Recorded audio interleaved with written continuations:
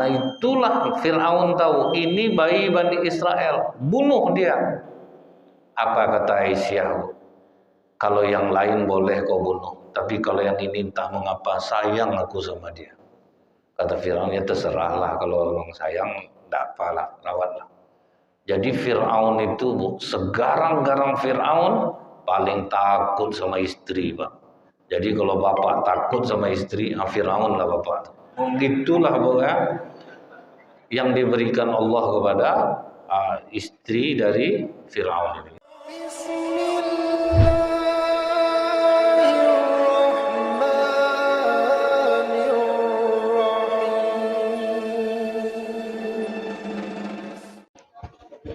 A'udzubillahi minasyaitonirrajim.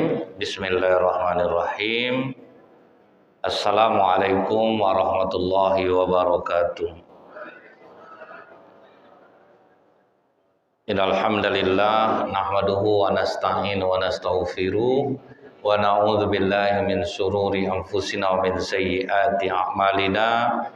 May yahdihillahu fala mudhillalah wa may yudlil fala hadiyalah. Asyhadu an la ilaha illallah wahdahu la syarikalah wa asyhadu anna Muhammadan abduhu wa rasuluh. Allahumma shalli wa sallim wa barik ala hadzal nabiyil karim wa ala alihi wa sahbihi ajmain.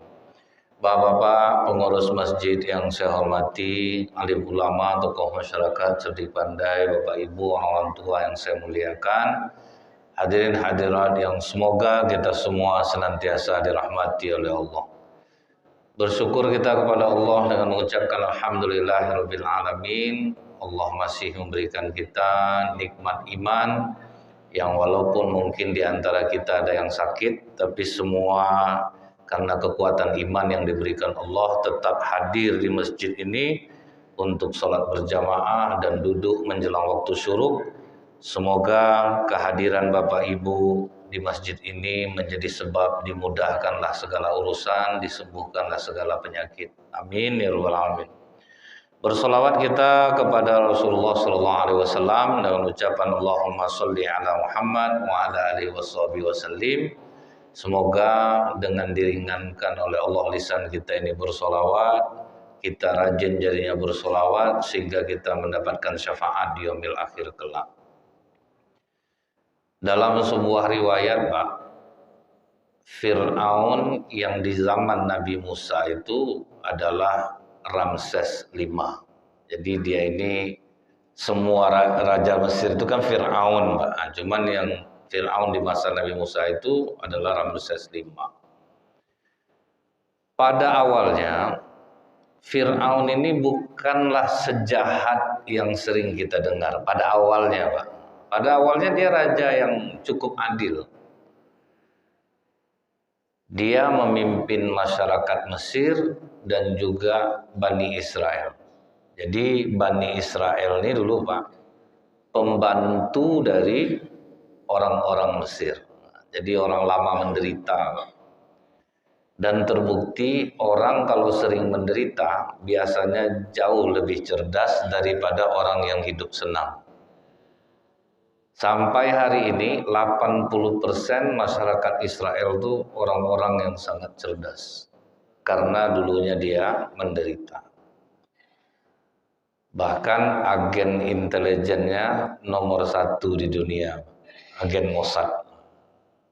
Dan yang lebih mengejutkan, pernah agen Mossad Israel menjadi Menteri Pertahanan Arab Saudi. Itu hebat dia. Bisa dia jadi Menteri Pertahanan. Mereka cerdas. Karena apa? Latar belakangnya menderita. Jadi bila anak-anak kita didik dengan penderitaan, dalam tanda kutip maksudnya, Pak, ya. Tidak diajarkan senang-senang, insya Allah dia akan menjadi anak yang baik. Macam zaman bapak ibu lah dulu, ke sekolah jalan kaki, menyeberang sungai, itu yang buat baik itu, Pak. Kalau sekarang anak-anak mana ada mengeluarkan keringat lagi, Pak. Pergi diantar, pulang ditunggu. Jadi memang agak lebih anak-anak yang sekarang ini agak lebih lemah jadinya dalam segala hal. Waktu Fir'aun ini tidur di malam hari, bermimpilah dia ada api yang terbang dari kejauhan kemudian membakar istananya, membakar rumah-rumah orang Mesir. Tetapi api itu tidak membakar rumah-rumah orang Israel. Nah, kan aneh tuh Pak. Mimpinya nih aneh. Inilah propaganda iblis Pak. Dia yang membuat kita banyak dosa itu mimpi buruk satu, kemudian kehilangan satu. Itu banyak dosa itu. Kalau kita udah kehilangan Pak, siapa yang terakhir datang kena tuduh, siapa yang tadi agak mencurigakan kena tuduh. Sini nak ngambil, tidak mungkin lah. Tadi dia tidak kemari, mungkin ini itu banyak dosa ya Pak, orang kehilangan. Itu orang mimpi satu. Itu yang disebabkan kata Rasulullah, kalau kita mimpi buruk, ada dua yang harus kita lakukan. Yang pertama, berta'awuzlah 3 kali, meludah ke kiri 3 kali. Baca a'udzubillahi minasyaitonirrajim, a'udzubillahi minasyaitonirrajim, a'udzubillahi minasyaitonirrajim, meludah ke kiri 3 kali. Tuih. Jangan keluar air Pak, kena ibu nanti. Mimpi buruk yang lain datang. Kena ludah kan dia sedang tidur Pak tuh. Apa dia? Jadi aturan mimpi buruk itu tidak nyata, jadi nyata jadinya Pak. Jadi jangan mengeluarkan air, isyarat saja. Sama kalau kita sedang sholat, dalam kitab Imam Ibnul Qayyim Al-Jauzi rahimahullah, judulnya itu Talbisul Iblis. Kenapa kita sholat itu sering keluar pikiran kita? Jadi ada nama iblis itu kop, itu pasukan khusus yang 40 tahun dilatih, tentara khusus nih Pak. Dia duduk di bahu kanan kita, kemudian ekornya mengganggu hati kita. Itulah kerja dia. Makanya kita juga disunahkan untuk meludah, cuman tidak mengeluarkan air. Setelah itu Pak, kata Rasulullah, mimpi buruk tidak boleh diceritakan kepada siapapun. Kita ceritakan Pak, itu yang membuat mimpi itu jadi nyata tuh Bu. Contoh nih Bu, kenapa bahaya menceritakan mimpi buruk? Ibu mimpi menggiling cabai pakai gilingan batu. Kemudian pas menokok, biji cabai itu masuk ke mata.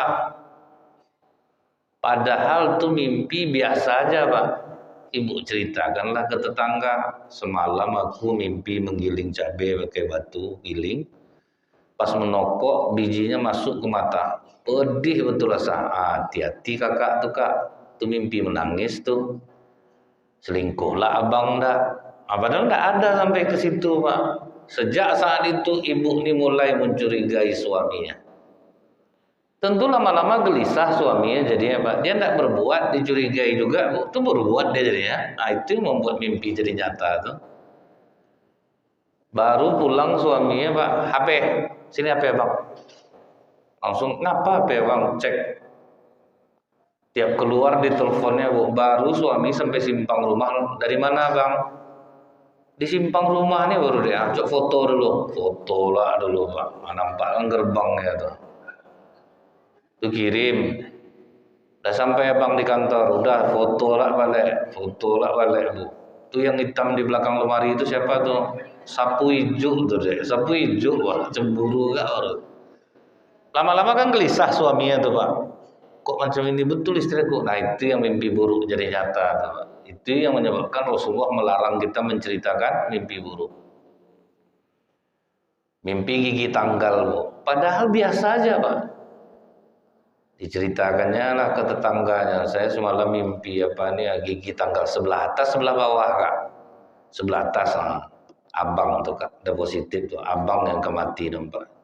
Sejak saat itu dipandangnya lah terus muka suaminya Pak. Ngapa mama mandang-mandang bapak nih? Tidak nyangka Pak, umur bapak pendek lagi Pak. Suami ketakutan Pak. Sejak saat itu Bu ya, mati ketakutan itulah suami itu yang membuat dia mati dia Pak. Karena apa Bu? Kata-kata orang sempat yakin orang itu Pak bisa membuat orang celaka. Jadi kalau dalam ilmu psikologi ini namanya Bu, ilmu gerakan batin bawah sadar. bisa membuat orang tersugesti dengan kata-kata, bisa baik, bisa buruk. Yang baiknya apa, Bu? Digunakan untuk mengoperasi orang tanpa bius. Itu yang dilakukan Dokter Ibnu Sina. Dokter Ibnu Sina itu, Bu, membedah orang tanpa bius, Pak. Saya akan memotong perut Bapak, tapi karena saya pandai caranya, Bapak tidak akan merasakan sakit sedikit pun. Padahal tidak ada nih, Pak. Cuman kekuatan kata-kata dia itu membuat orang yakin sehingga orang yang dioperasi tidak merasakan sakitnya. Tapi kalau sempat yang buruk, Bu, Kak, setelah aku tengok-tengok, Kak, ya, itu tengok tapak tangan sebentar, Pak. Banyak-banyaklah kakak beribadah nih, Kak. Tidak sampai 2 bulan umur kakak lagi. Gara-gara ketakutan tuh, Pak, bisa 2 bulan tuh mati. Apa yang membuat? Pikiran menguasai kita. Akhirnya rusak seluruh perjalanan di tubuh kita nih, jadi itu bahayanya. Ini dua hal yang dikatakan Rasulullah. Mimpi buruk, supaya mimpi itu tidak berdampak buruk ke kita, bertawuslah 3 kali, meludah ke kiri 3 kali. Yang kedua, jangan pernah menceritakan mimpi buruk kepada siapapun. Nah, Fir'aun mimpi buruk langsung dikumpulkannya, Pak, petinggi-petinggi yang di istana. Aku semalam bermimpi, dari jauh datang api. Api itu membakar istanaku dan membakar pemukiman rumah kalian. Tetapi anehnya, api itu tidak membakar perumahan orang Yahudi, Israel. Dan di dalam mimpiku itu aku melihat sosok anak kecil laki-laki masuk ke dalam istanaku, mengambil mahkotaku dan menginjak-injaknya. Menurut kalian apa arti mimpi ini? Akan lahir seorang bayi Bani Israel yang akan merebut kekuasaan dan menghina, menjatuhkan harga diri. Sejak itulah Fir'aun yang baik tadi berubah menjadi jahat. Diperintahkannya lah seluruh tentaranya awasi perempuan Israel yang hamil. Sempat keluar lahir anaknya laki-laki, bunuh. Itulah awalnya itu, Pak, mulai dia membunuh itu.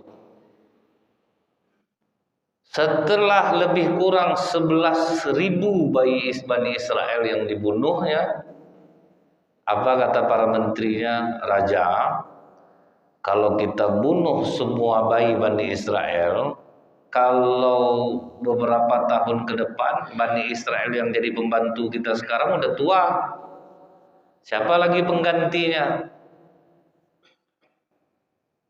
Oh, kalau begitu kita selang-selingkan aja. Tahun ini kita hidupkan, tahun depan kita matikan. Yang dihidupkan ini dikarantina supaya dia tidak melawan kepada Fir'aun nantinya. Dan ketakutan ini pula lah yang dibalas Allah kepada Bani Israel sekarang. Maka setiap kali dia tahu di Gaza lahir anak laki-laki sudah cukup banyak, mulailah dia mengganggu Gaza. Jadi balik ketakutan zaman Fir'aun dulu, Pak, terjadi lagi di zaman sekarang. Dulu dia dibunuh, sekarang dia yang membunuh. Dan anehnya, Bu, di Palestina itu 4.000 banyak, 4.000 orang tewas, 4.000 bayi lahir. Terus seperti itu, Pak. Itu makanya bingung orang Israel tuh. Udah berapa lama dia menggempur Palestina itu, Bu? Nggak juga bisa. Jadi karena ketakutan mereka tuh, Pak, makanya dia serang Palestina itu. Gambaran aslinya, Bu, nggak ada bagai orang Palestina itu semenderita yang kita lihat. Maksudnya apa, Pak? Mereka tuh enjoy dengan keadaan itu, Pak. Karena memang sudah dipersiapkan Allah mental mereka itu. Orang Indonesia justru tayangan itu yang dibawanya, Pak, cari sumbangan, Pak, kan? Lihatlah saudara-saudara kita di Palestina, Bapak Ibu, kesusahan air. Padahal orang di sana udah santai, Bu. Bahkan apa dulu kata ulama di Syria, jangan pernah tayangkan kesedihan kami. Jangan tayangkan rumah kami dibom, anak kami mati bergelimang darah, karena kami sudah menjual diri kami kepada Allah. Datang orang Indonesia, Pak, di kamera-kameranya lah mungkin ya, Bu, ya, bom, orang menangis. Menangis itu kan biasa, Pak. Nah, itulah yang dijualnya. Masuk dia ke Masjid Rahmat, masuk dia lihatlah saudara-saudara kita Bapak Ibu kesulitan air. Menyumbanglah rupa untuk dia sumbangan itu, Pak, kan. Kaya orang gara-gara Palestina itu, orang yang oknum yang kaya. Orang di sana dapat sedikitnya, orang Indonesia yang dapat banyak, Pak. Nah, itu yang sering dijual-jual orang. Kalau mau cepat kaya, inilah jalannya, Pak. Ambil anak yatim agak 10 orang, bikin video. Nah, taruhkan anak yatim belakang. Assalamualaikum Bapak Ibu. Inilah program kita. Anak-anak yatim kita ini akan kita gratiskan sekolahnya. Nah, padahal untuk gratiskan hidup dia, Pak. Banyak tuh. Sampai apa namanya, Bu ya? Terlalu diekspos kesedihan orang lain untuk mendapatkan keuntungan diri sendiri. Jadi kalau Bapak Ibu mau menyumbanglah di Masjid Rahmat nih. Mau santunilah anak yatim yang ada di sekitar Masjid Rahmat nih. Nggak usah jauh-jauh, Pak. Kadang rugi rasanya kan, Bu. Dibawanya Ustadz dari luar suruh ceramah sini. Memang nggak pakai amplop, tapi ngumpulkan infak. Orang Indonesia ini kalau soal berinfak jangan tanya lagi. Tahu dia kesedihan orang, saya 1 juta, harus 1 juta. Akhirnya lari ke dia, Pak. Aturan sumbang itu untuk ke sini, akhirnya keluar dia. Nah, jadi itulah, Bu ya, ketakutan yang membuat orang Israel sekarang pengen menggempur Palestina. Orang Israel itu habis kena goro-goroin aja sama orang Palestina tuh, Pak. Dia penakut, Pak. Jadi kalau dia lewat di pemukiman Palestina, tepuk tangan aja orang Palestina lari tentara tuh. Nggak usah pakai senjata gitu. Lari, kabur langsung saking takutnya. Nah, kenapa di Palestina itu mati 4.000 orang, lahir bayi 4.000? Perempuan di sana akhirnya bersepakat untuk mau dipoligami. Itu yang membuat mereka cepat pertumbuhan. Jadi perempuan Palestina itu karena keadaan seperti itu, Pak, mereka dilapangkan Allah hatinya. Madulah kami, jadikan kami istri kedua, ketiga atau keempat, tapi ada syaratnya, Bu. Suami kami Brigadir Al-Qassam, tentara Palestina. Kenapa mereka pilih itu? Karena Brigadir Al-Qassam tidak pernah tidak sholat berjamaah. 1, penghafal Quran, rajin tahajud. Nah, jadi kalau Bapak amalkan ini, Pak, bisa jadi Bapak pun akan dimau sama Bapak. Nah, ya, Bu ya. Nah, setelah Fir'aun memberikan keputusan biarkan hidup 1 tahun ini, tahun depan dimatikan. Nabi Harun lahir di saat bayi laki-laki tidak dibunuh. Aman Nabi Harun. Beberapa tahun kemudian ibu Nabi Musa hamil. Tetapi atas kehendak Allah bisa tidak terdeteksi oleh tentara Firaun. Itulah, Bu, tetap rencana Allah yang akan berhasil. Boleh manusia berencana, tetapi tetap makar Allah yang lebih menang. Lolos, tidak terdeteksi. Jadi apabila kita merasakan keselamatan, itu murni dari Allah, bukan dari kita. Kadang kita cerita, untung saya cepat meloncat ke kanan, Pak. Kalau enggak, kena saya. Padahal Allah yang menyelamatkan dia, Pak. Jadi kadang kita itu sering menganggap kehebatan itu milik kita. Lupa kita dengan Allah lah yang memberikannya kepada kita karena belum sampai waktunya. Jadi Nabi Musa lolos dari pemeriksaan Firaun, Pak. Begitu lahir, wa auhayna ila ummi Musa. Jadi diilhamkan oleh Allah kepada ibu Nabi Musa. Itu anak taruh di peti, kemudian diikat pakai tali, dihanyutkan. Nanti kalau dia haus, ditarik lagi. Seperti yang pernah saya sampaikan, menyusukan anak menjalin hubungan batin antara ibu dan anak. Kemanapun seorang ibu pergi, dia pasti tahu kapan bayinya haus. Betul nggak Bu? Itulah hubungan batin tuh.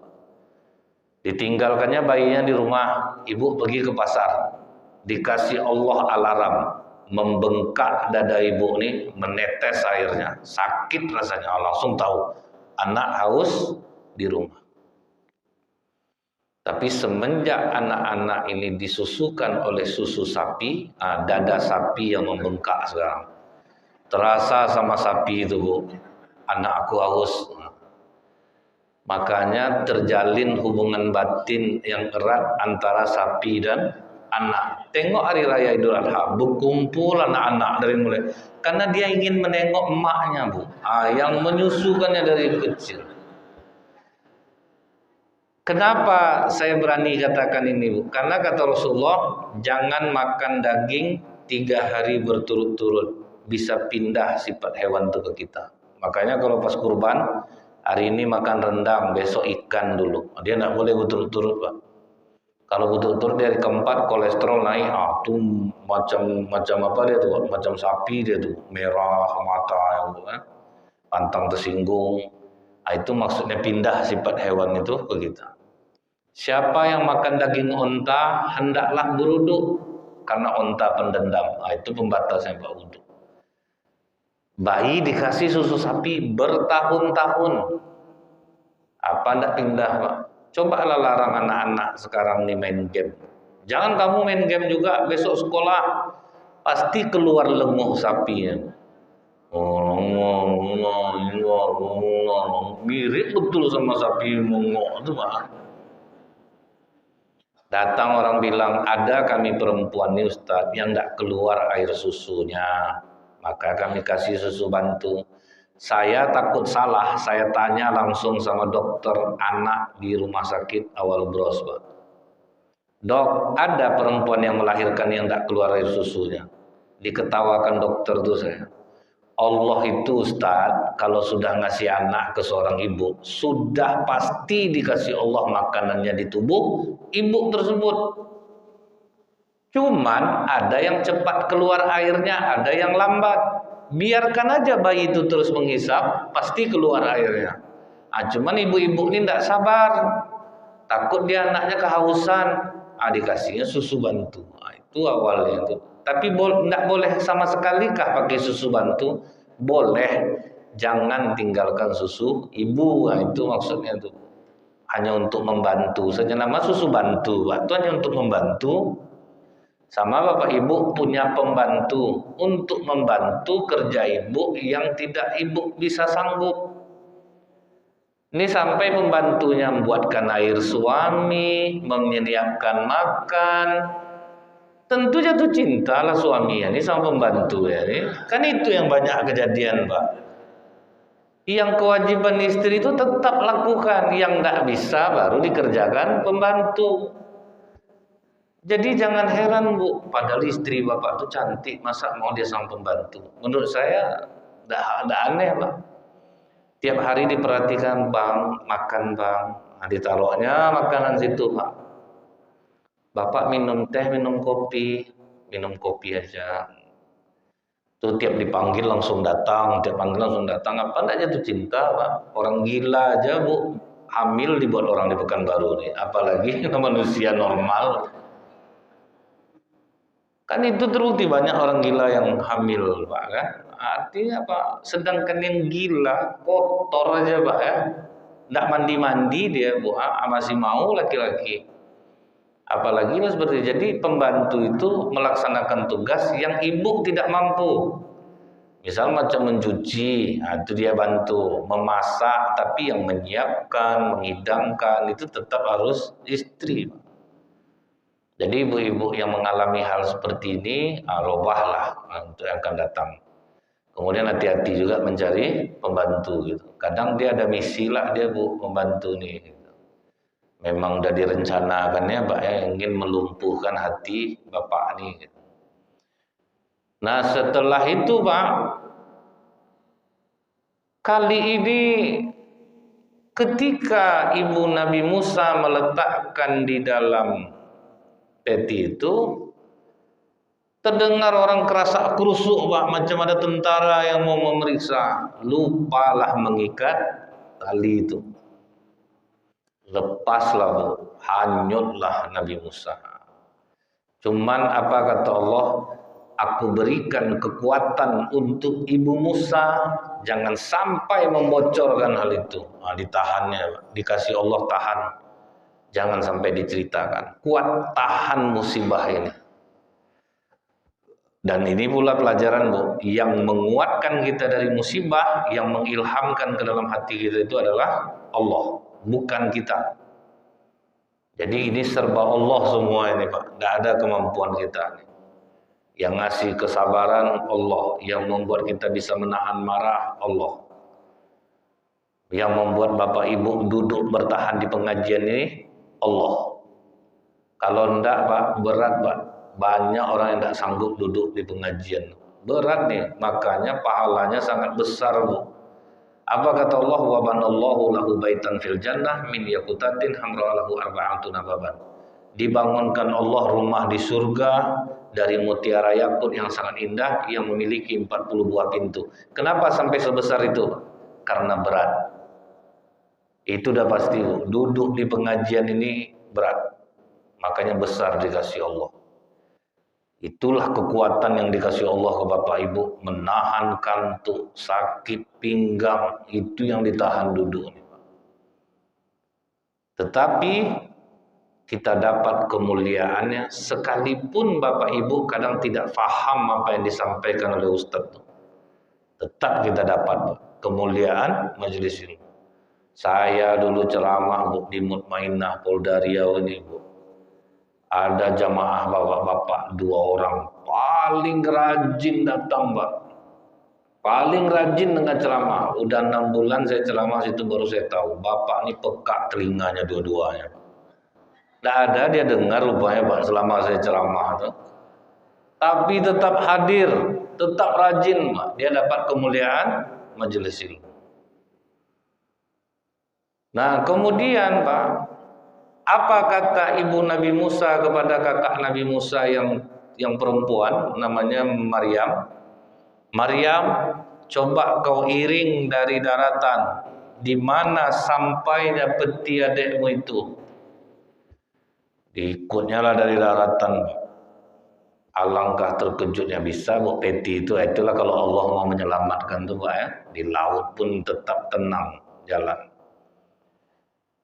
Tersedihlah hati kakak Nabi Musa. Ternyata peti itu justru sampai di rumah Firaun, di istana Firaun sampai.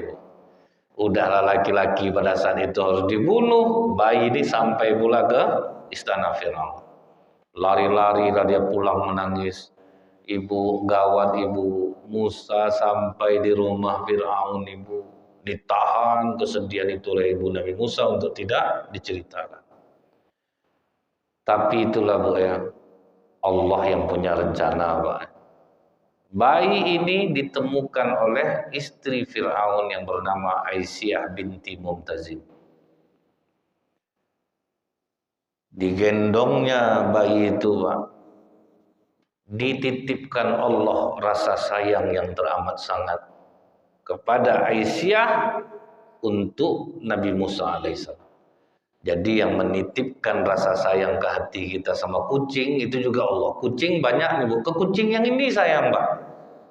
Itu Allah yang menitipkan itu, Pak. Pokoknya sayang nih, Bu, tidak bisa kita ukur kemana jatuhnya. Bapak Ibu mungkin punya 5 orang anak. Semua dikasih, tapi saya yakin yang disayang beda. Dan itu tidak bisa, Pak. Karena anak ini yang membuat kita sayang, sikap dia, cara dia, itu yang membuat tumbuh rasa sayang. Kalau dikasih, kasih semuanya. Begitu juga Allah bersifat Rahman dan Rahim. Rahman dikasih semuanya, Bu. Yang tidak sholat dapat matahari juga, dapat rezeki juga. Tapi yang disayang tetap beda. Dikasih, kasih. Disayang beda. Nah, dititipkan Allah rasa itu sehingga kadang kita di kantor, di tempat kita kerja, kita ada mengalami hal itu. Kita kerja rajin, yang anak ini kerjanya biasa, tapi bos sayang sama dia, Pak. Nah, itu tidak bisa kita, Bapak. Memang Allah yang menitipkan rasa itu. Jadi tidak bisa kita iri hati. Memang ada orang seperti itu, nampak kami ini dibeda-bedakan Ustadz, padahal saya kerja juga ini. Ah, itulah tidak bisa. Orang sayang mau diapakan? Ibu tahu enggak dulu di Pekanbaru nih ada sopir ditakuti oleh direktur. Bayangkan direktur takut sama sopir. Nah, itulah ajaibnya, Pak. Itu bukan karena dia punya ilmu ajian sirap aja, bukan, Pak. Yang sopir ini kesayangan bos besar di Jakarta. Oh, jadi dia justru yang berkuasa di Pekanbaru ini. Tidak ada berani orang kantor di Pekanbaru ini sama sopirnya. Akhirnya dapatlah tayangan CCTV, sopir ini mencuri di perusahaan itu. Wah, senang hati orang kerja di Pekanbaru semua. Mampus dia. Dapat rekamannya, dikirim ke Jakarta ke bos besar. Sorenya langsung berangkat bos besar dari Jakarta ke Pekanbaru. Dikumpulkannya semua direktur, staf, karyawan. Kurang ajar kalian semua. Sampai mencuri sopir saya. Kemana perhatian kalian? Dia tidak ada uang. Malah kena bela, Pak. Udah mencuri, dibela lagi. Malah direktur yang kena semprot, Pak. Sampai mencuri sopir saya gara-gara kalian. Kenapa tidak kalian bantu dia? Dan hebatnya, Bu, sampai hari ini masih kerja di situ. Itu hebatnya, Pak. Tidak ada pakai ilmu-ilmu tuh. Cuman habis kena kutuk ya sama orang, makanya badan terleo-leo. Karena dikutuk orang tiap hari, Pak, kan. Kita nih, Bu, kadang kena laknat-laknat orang nih, macam kami ustaz-ustaz nih, Bu, kadang kan sering mengecewakan orang. Maka kadang kami ini aneh-aneh juga penyakitnya, Pak, kan. Habis kena kutuk sama jamaah, Pak, kan. Orang udah menunggu, udah datang, dia bohong. Memang amplop itu pikirkannya tuh, memang ustaz, kena kutuk-kutuk itu apa, enggak mencong-mencong, kan badan kami dibuatnya, bukan. Iya, Pak, bisa kena tuh, Pak. Habis dikutuk orangnya, sama, Bu, makan ayam. Biasa kan kita makan ayam juga, Pak, kan. Cuman habis makan ayam ini berkunang-kunang, mata kita pusing, perut mual. Takutnya ayamnya habis dikutuk-kutuk orang, Pak. Dia main ke halaman tetangga, Bu. Tetangga sudah ngepel, berak ayam nih, Pak. Tuh, setan ayam ini, hantu nih. Kena kutuk-kutuk tuh ayam itu yang dibeli. Tentu kena kita yang makan, Pak. Ayam kena kutuk-kutuk semua orang. Itulah maka kunang-kunang mata kita dibuatnya. Nah, setelah itu Bapak Ibu, nampaklah oleh Fir'aun, Pak, istrinya sedang menggendong seorang bayi Bani Israel. Apa kata Fir'aun? Bayi Bani Israel, bunuh. Timbul pertanyaan, dari mana Fir'aun tahu bahwa itu bayi Bani Israel? Bayi ini kan semua bentuk sama. Di zaman Fir'aun, Bu, sihir sedang menjadi-jadi. Sihir itu sampai sekarang masih ada. Contoh, waktu terjadi peperangan antara suku Madura dengan suku Dayak di Kalimantan, kemanapun orang Madura sembunyi, tetap ketemu sama orang Dayak. Apa sebabnya, Bu? Mereka punya minyak. Jadi minyak itu misal dia melawan suku apa, dijampi-jampi minyak itu nanti digosokkan ke hidung. Jadi yang mana penciuman mereka orang Madura langsung tahu, Pak. Nah, itu tuh yang nggak bisa lolos dibuatnya. Itu pengakuan menantu dari orang Dayak sendiri. Dia orang Madura, Pak. Saya kan bisa bahasa Dayak, Pak. Saya bisa berpenampilan seperti orang Dayak. Apa salahnya saya di sini? Kata bapaknya, enggak. Kau lari kau dari sini. Keluar kau dari Kalimantan nih. Karena kami punya minyak itu. Digosokkan ke hidung atau cium tuh satu bus tuh, Pak, bisa dia tarik langsung orang Madura. Mau ada orang Minang di sana, mau ada orang Melayu, bisa ditariknya orang Madura. Nah, karena itulah Fir'aun tahu ini bayi Bani Israel, bunuh dia. Apa kata Aisyah? Kalau yang lain boleh kau bunuh, tapi kalau yang ini entah mengapa sayang aku sama dia. Kata Fir'aun, ya terserahlah, kalau memang sayang tidak apalah, rawatlah. Jadi Fir'aun itu Bu, segarang-garang Fir'aun paling takut sama istri Pak. Jadi kalau bapak takut sama istri, Fir'aun lah bapak. Gitulah pokoknya yang diberikan Allah kepada istri dari Fir'aun ini. Insya Allah akan kita lanjutkan kembali. Lebih kurang saya mohon maaf. Subhanakallahumma bihamdika asyhadu an la ilaha illa anta astaghfiruka wa atubu ilaik. Assalamualaikum warahmatullahi wabarakatuh.